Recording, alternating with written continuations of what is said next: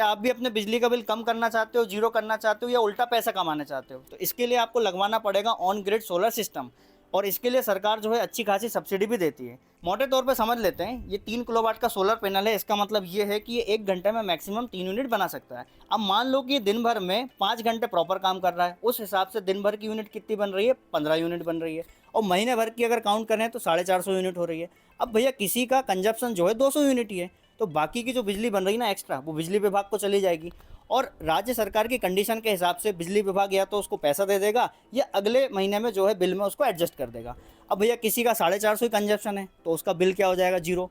किसी का consumption 600 unit है और ये 450 बना रहा है, तो उसको मात्र 150 यूनिट का बिल पे करना पड़ेगा। सोलर पैनल जो डीसी आउटपुट निकाल रहा है ना, वो इसके अंदर जो वायर डाला हुआ उसमें से होता हुआ डीसी-डीवी में आता है, यानी डायरेक्ट करंट डिस्ट्रीब्यूशन बॉक्स इसको बोलते हैं। इसमें एमसीबी और प्रोटेक्शन लगा होता है। इसके बाद में ये है इन्वर्टर, जो कि डीसी सप्लाई को एसी में बदलता है। उसके बाद ये एसी डीवी लगा हुआ है, और यहाँ से सप्लाई जो है फिर चली जाएगी नेट मीटर को। ये लगा हुआ है नेट मीटर, इसको बाई डायरेक्शनल मीटर बोल सकते हैं। इसको हम आगे डिटेल में समझते हैं। चलिए इस चीज़ को फटाफट समझ लेते हैं। सोलर पैनल सूर्य प्रकाश से डीसी सप्लाई जनरेट करता है, फिर इसको इन्वर्टर पे ले जाते हैं, वो डीसी सप्लाई को एसी में कन्वर्ट कर देता है। फिर उसके बाद में जो है ये सप्लाई कहाँ चली जाती है? नेट मीटर पे, और इन्वर्टर और नेट मीटर के बीच में ही हमारा लोड लगा होता है। अब समझना, मान लो कि ये सोलर पैनल ज़्यादा इलेक्ट्रिसिटी जनरेट कर रहा है और हमारा लोड कम है, तो जो एक्स्ट्रा इलेक्ट्रिसिटी है ना, उसको नेट मीटर के थ्रू कहाँ भेज दिया जाएगा? ग्रिड पे भेज दिया जाएगा। और इस चीज़ की रीडिंग को ये काउंट कर लेगा कि कितनी बिजली हमने ग्रिड पे भेजी।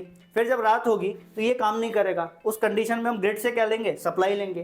तो भैया उस समय पे भी काउंटिंग करेगा कि कितनी यूनिट हमने कंजप्शन किया, और दोनों का नेट निकाल करके क्या कर देगा? बिल बना देगा।